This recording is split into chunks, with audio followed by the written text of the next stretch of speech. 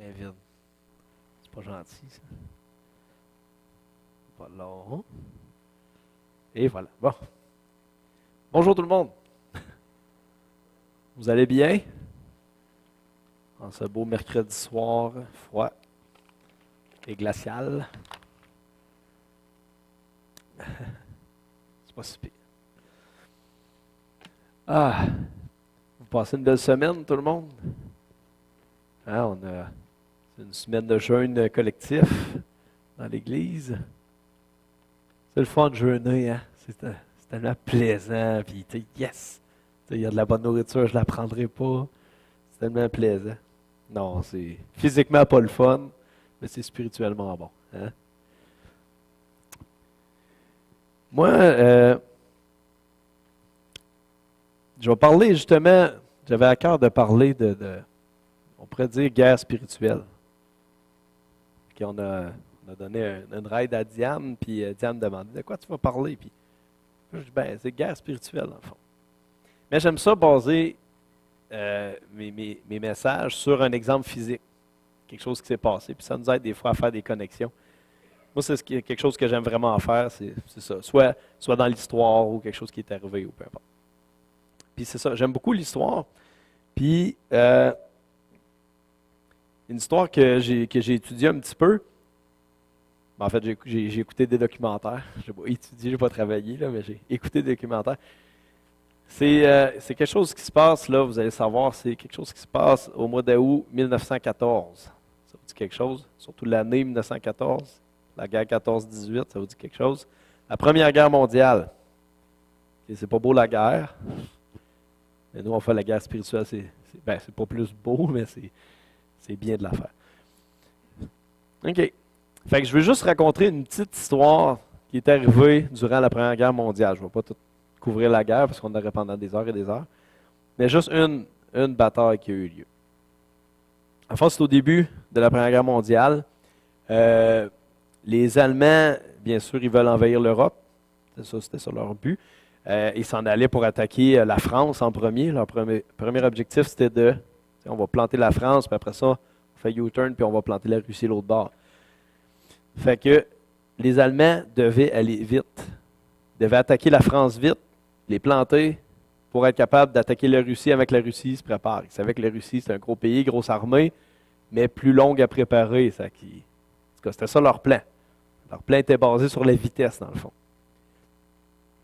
Fait que la seule chose, c'est que les Allemands, pour attaquer la France par le nord, devaient passer par la Belgique. Puis la Belgique était un petit pays, qui a une petite armée, et qui était même, il se déclarait neutre. Nous, on est neutre, on ne prend pas parti d'un côté ou de l'autre. Donc les Allemands, ils se sont dit, on va passer par la Belgique, ça va aller bien, ça va être facile. On passe par là, puis on attaque la France par le nord. Les Belges vont nous laisser passer, puis c'est tout. Alors, ils s'en vont vers la Belgique, puis ils ne s'attendent pas à aucune résistance de la part des Belges. Premièrement, parce qu'ils sont neutres, ils ont dit, nous autres, on ne se bat pas avec personne. Mais surtout, ils se basaient sur leur nombre, sur leur force. Les autres, ils se disaient, on est gros, on est puissant, les Belges ont une petite armée, ils ne voudront pas se battre avec nous autres, ils vont nous laisser passer, puis on va pouvoir aller attaquer la France. Par exemple, les Allemands ont été surpris de rencontrer beaucoup de résistance en Belgique. Et les Allemands, là, les chiffres, ils varient d'un à l'autre selon où tu prends tes informations.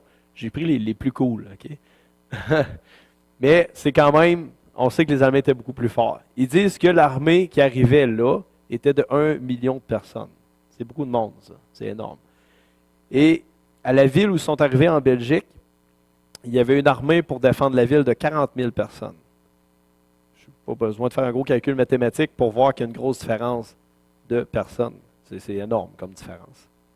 C'est quoi, c'est 25 pour 1 ou quelque chose du genre? Ben exactement, 25 pour 1. Mais on s'entend de 25 pour 1. Si vous mettez à toute la gang contre moi, je suis fait. Là. Je ne sais pas si vous êtes ça, 25. Là. Regarde, bon.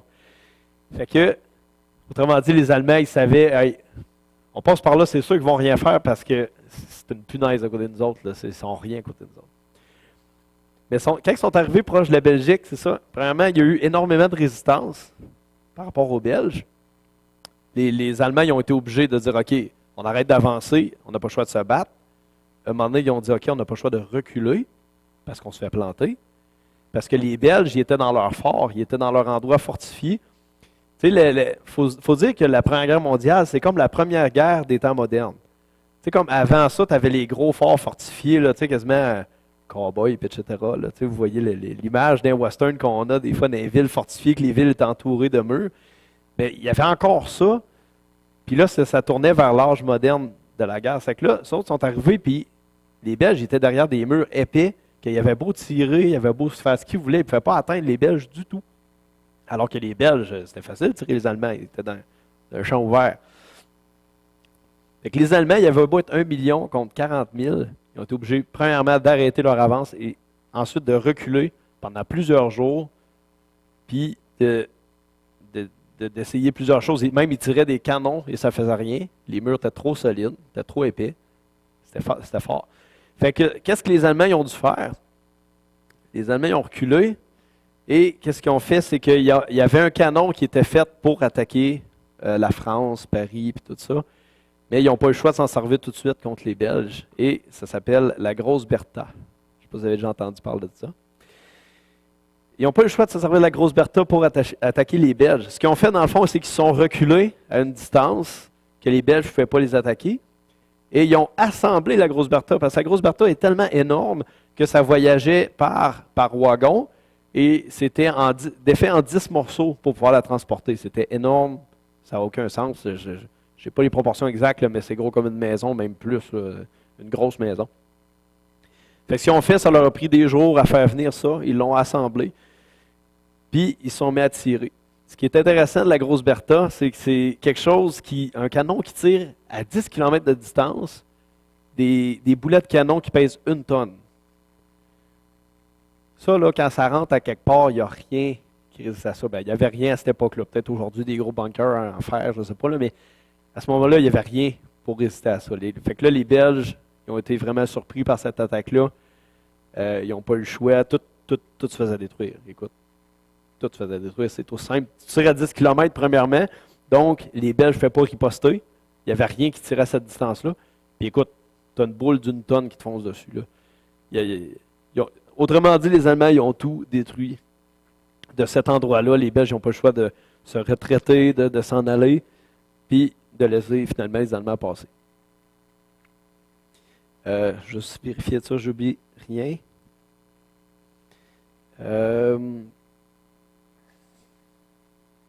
Ben c'est ça, les Allemands, c'est ça, quand ils ont fait ça, c'est qu'ils ont réalisé que s'ils font rien, non seulement on ne peut plus avancer, mais si on ne fait rien, on va se faire planter. Là.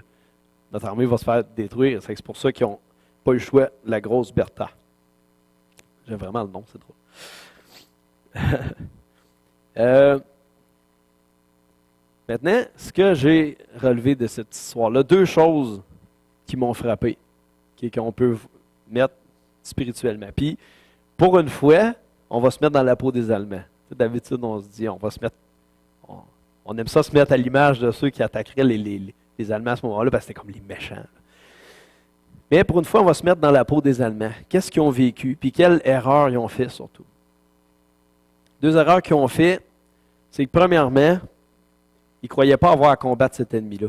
Ils ne croyaient pas que c'était un ennemi parce qu'il était petit, parce qu'il était faible. C'était pas une menace pour eux autres du tout. Fait qu'ils eux autres, ils pensaient juste, on va passer par là et on va attaquer la France. Fait que ça a été la première erreur. Spirituellement, on peut faire cette erreur-là parfois dans notre vie. Dans le sens que, eux, ils ont fait cette erreur-là parce qu'ils savaient qu'ils étaient beaucoup plus forts que les Belges. Bien, nous, des fois, on peut faire cette erreur-là parce qu'on le sait qu'on est beaucoup. On a gagné. T'sais, on est vainqueur en Jésus, puis c'est vrai, ça. Ça, c'est vrai. Mais ça ne veut pas dire qu'on n'aura pas de bataille.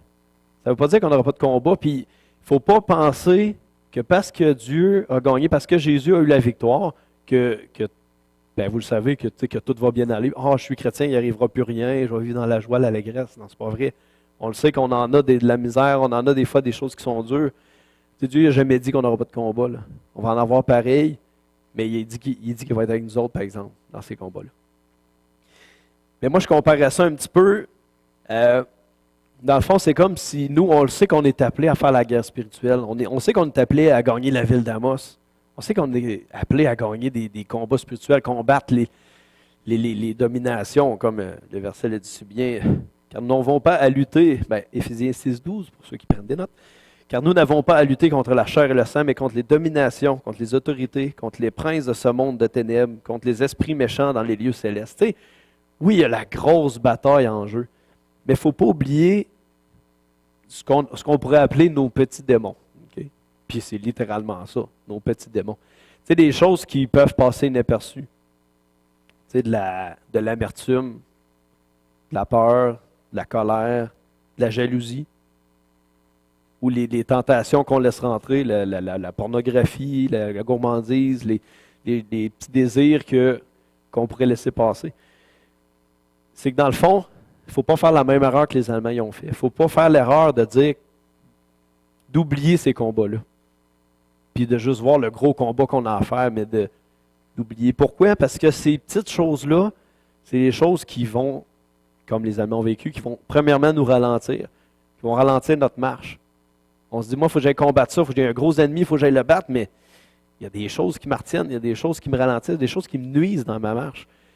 Puis, c'est des choses qui vont non seulement nous ralentir, mais qui éventuellement, ils peuvent nous blesser, puis peut-être même nous détruire si on ne réagit pas. Tu sais, si tu ne réalises pas que tu as de l'amertume dans ton cœur, puis que ça reste là, ça grandit, puis ça t'empoisonne, mais toi, oui, tu veux faire une bonne action parce que tu veux faire la grande bataille, tu veux lutter contre les choses qui empêchent les gens de venir à Dieu, puis tu veux faire des grandes choses, mais tu ne règles pas ces petites choses-là dans ta vie. Tu ne règles pas, comme j'ai dit, les choses que j'ai nommées, la jalousie, de l'amertume, de la rancœur, de la peur même. Certaines choses que l'ennemi a mis des petites choses dans ta vie, mais que tu ne vois pas ça comme un ennemi, tu te dis, voyons donc, Dieu a battu ça, il a battu ça. Oui, mais il faut quand même que tu te battes contre ça. Il faut quand même mener le combat contre ces choses-là. Fait que la première erreur, ce serait de sous-estimer les petites batailles, sous-estimer les ennemis qui, oui, Jésus a vaincu à la croix, mais que nous, il faut qu'on fasse nos propres batailles. Vous me suivez là-dessus? C'est bon? Fait que ça, c'est la première erreur qui serait à ne pas faire. Ensuite de ça, excusez. Ah oui, excusez-moi, je n'ai pas nommé mon verset, un verset bien important qui correspond à ça. 1 Corinthiens 10, verset 12. Pas obligé, vous pouvez tourner, là, mais je vais le lire. Ça. C'est un verset très simple que vous connaissez tous qui dit « Ainsi donc, que celui qui croit être debout prenne garde de tomber. » Ça explique vraiment ça, dans le sens que oui, il faut faire la bataille, mais tu sais, des fois, ça va, Mélanie? T'as pas l'air d'accord? Ah oui, je pensais que tu disais, c'est pas ça, je me demandais si j'avais la bonne référence. 10, verset 12. Mais c'est tellement important. Tu sais, oui, je le répète depuis tout à l'heure, mais oui, on a un gros combat à amener. Oui, on a une mission pour Dieu. On a chacun un appel. Chacun de vous avez tous un appel sur votre vie. Puis c'est important de le mener, c'est important d'y aller. Mais si on ne règle pas les petites choses dans notre vie, si on ne combat pas ça jour après jour, ces choses-là vont nous ralentir. Tu sais, oui, on peut faire certaines choses, mais c'est comme tu as des boulets accrochés après les pieds. Tu as des choses qui t'empêchent d'être à pleine capacité. Fait que c'est important. Puis, dans le fond, le conseil que je peux donner, puis je me le donne à moi, là, comme je dis tout le temps, à chaque fois que je prêche, c'est à 100% pour moi, autant que pour les autres, parce que moi, il y a quelque chose qu'il faut que je mette en place dans ma vie. Puis c'est ça. Comment qu'on peut réagir à ça? Bien, une des bonnes clés, on peut appeler ça des groupes de responsabilité.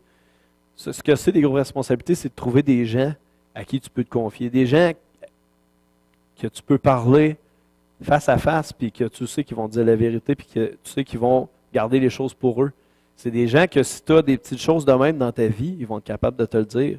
Ou que si tu en as, que toi tu le sais, tu vas être capable d'en parler. Parce qu'en parler avec quelqu'un, là, ça soulage énormément et c'est un ami dans la prière à ce moment-là. Parce que c'est ça, toutes les petites choses cachées, des fois, là, quand tu parles avec quelqu'un, ces choses-là, ils viennent à la lumière, puis mon Dieu, que ça change tout. Si vous ne l'avez jamais vécu, là, de dire quelque chose, hey, j'ai de la misère avec telle affaire, il me semble que tu dis ça, puis tu es libéré de quelque chose. Hein? Je ne sais pas si vous l'avez déjà vécu, là. Moi, en tout cas, je l'ai déjà vécu. Puis il me semble qu'à partir de là, le combat il est facile. Ça n'a rien à voir comment le combat il est vraiment plus facile. Parce que tant que ça reste dans l'ombre, c'est ça, c'est caché.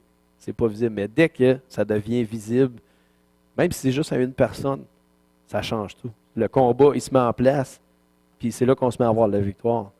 Tu sais, c'est comme si tu essaies de faire ton ministère tout le temps avec quelque chose qui te retient, la peur, exemple, puis à un moment donné, tu en parles à quelqu'un, puis tu combats ça, puis mon dos, comment ça, c'est parti si vite? Pourquoi c'est facile? C'est réellement le même. Là. Moi, en tout cas, je l'ai vécu. Puis je suis sûr qu'il y en a plein qui l'ont vécu aussi. Fait que les groupes de responsabilité, c'est excellent. Oui, ça peut être entre épouses et époux, mais personnellement, je crois que c'est encore mieux d'avoir des amis à qui tu peux te confier. Parce qu'il y a même des fois des affaires que tu es gêné de dire à ton épouse ou ton époux. Puis un ami, on dirait que ça va aller plus facilement. Des fois parce que ça la concerne ou peu importe. Fait que moi, c'est quelque chose que je vous encourage beaucoup de faire. Puis je m'encourage moi-même, je suis en train de le faire parce que c'est quelque chose que je ne fais pas, ça. Puis je sais que je devrais. Parce qu'il y a peut-être des choses que je ne me rends pas compte. Moi, je pense tellement que je suis parfait. Enfin, ça, c'était pas vrai. Mais ça, c'est la première chose, dans le fond. C'était le premier problème qu'ils ont fait, que parfois on fait, puis qu'on ne devrait pas faire, dans le fond. Puis ma première solution, c'était ça. Les groupes de responsabilité. Ça va changer ça. Fait que ça, c'est une chose, et j'en ai juste deux. Ça va? Ça ne sera pas trop pénible. Deuxièmement, c'est de combattre de la bonne façon. Les Allemands, ils ont essayé longtemps d'attaquer les Belges avec les carabines qu'il y avait. Là. Je ne sais pas qu'est-ce qu'il y avait, là, mais c'était pas les lance-roquettes qu'on a, là, puis tout, là, c'était en 1914. Là. Il n'y avait pas des grosses armes. Ils essayaient d'attaquer, je ne me souviens plus exactement le nombre, mais ils ont perdu du monde, c'est incroyable, avant de réagir. Là. Ils ont tellement essayé de prendre ces murs-là, avant de se retraiter et de prendre la grosse Bertha, comme j'aime dire. Mais, c'est ça, c'est que nous aussi, dans notre guerre spirituelle, il faut utiliser les bonnes armes. Tu sais, bien sûr, comme j'ai dit tout à l'heure, le verset, je peux juste répéter le début, nous n'avons pas à lutter contre la chair et le sang, mais contre les dominations, contre les autorités, etc. Il ne faut pas, dans le fond, ce que ça veut dire aussi, il ne faut pas lutter contre ça, mais il ne faut pas lutter avec ça non plus. Tu sais, lutter notre chair contre la chair, c'est pas efficace.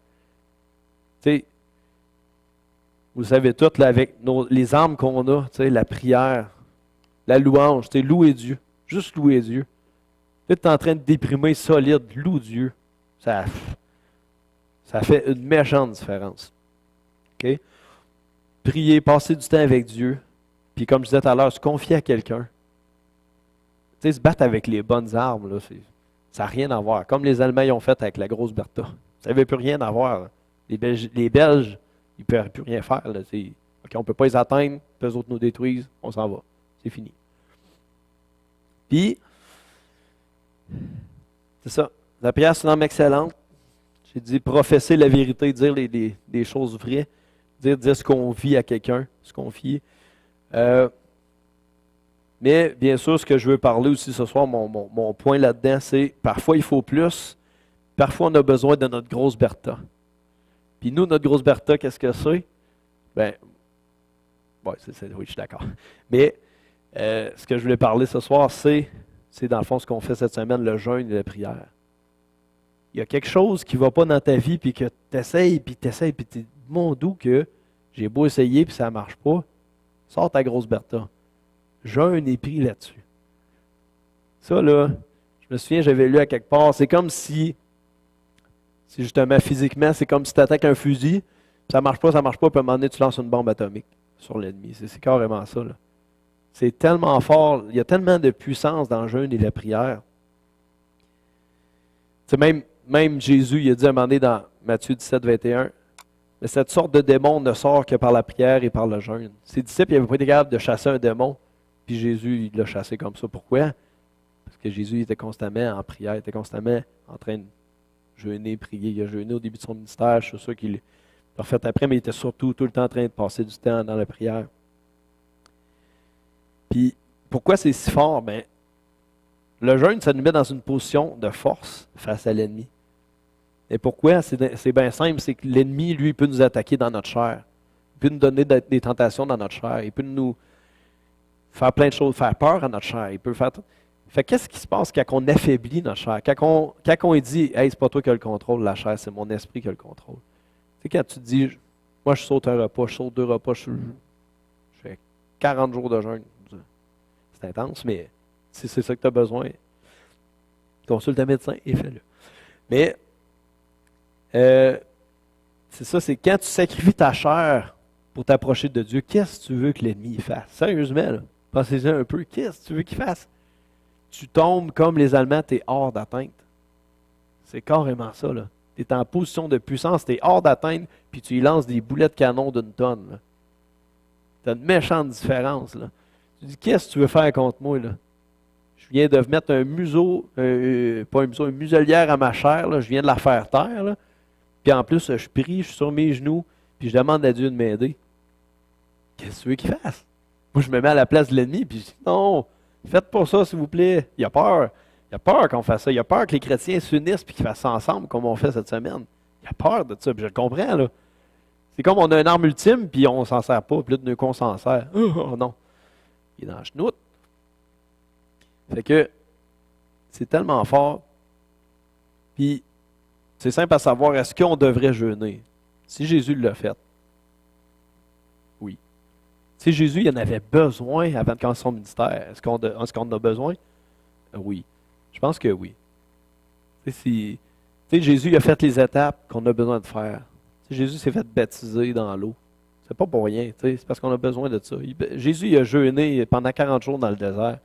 Pourquoi il a fait ça? Parce qu'il en avait besoin. On a besoin, à combien plus forte raison, nous en avons besoin. Puis, c'est comme justement cette histoire-là quand Jésus a chassé un démon que ses disciples ne pouvaient pas chasser. Je ne sais pas si vous avez lu dans votre Bible ce chapitre-là, dans Matthieu 17, mais moi, je n'ai pas vu Jésus dire, « Oh, attends un petit peu, le démon, ben, le démon, la personne possédée, je vais aller jeûner, prier pendant 3-4 jours, puis je vais revenir. » Non, il n'a pas fait ça. Il l'a chassé tout de suite. Puis pourquoi il dit ça pouvait sortir juste pendant le jeûne? Ben, c'est que Jésus était prêt. Il avait déjà jeûné, il avait déjà prié. C'est quelque chose qu'il faisait souvent, ça. Il se mettait souvent devant Dieu à jeûner, à prier, à se rapprocher de lui. C'est que là, quand il arrivait un combat tout d'un coup dans sa vie, comme il nous arrive à tout le monde ici présent, il était prêt, là. Il était solidement prêt. Moi, j'aime ça être prêt quand il arrive de quoi. Un problème, pas grave, j'ai la solution dans ma poche, il n'y a pas de trouble. Tu sais, c'est... Fait que tu sais, il ne faut pas attendre d'être mal pris. Il ne faut pas attendre d'être rendu là à en avoir besoin pour utiliser ça.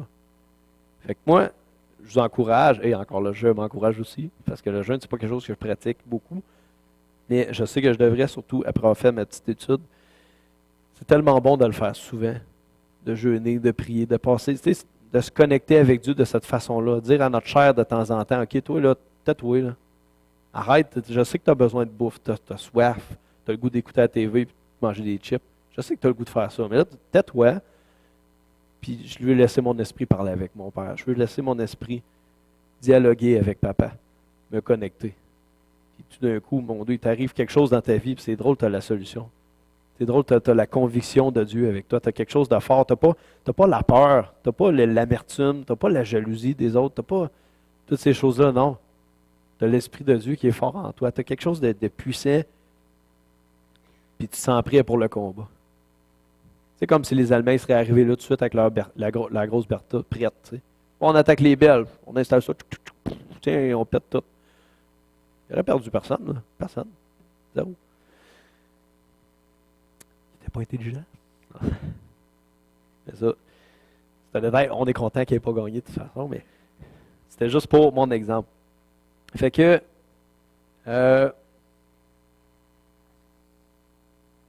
oui, c'est ça. Fait que c'était juste ça mes 2 points. Je ne voulais pas faire long de toute façon, c'était une soirée de prière.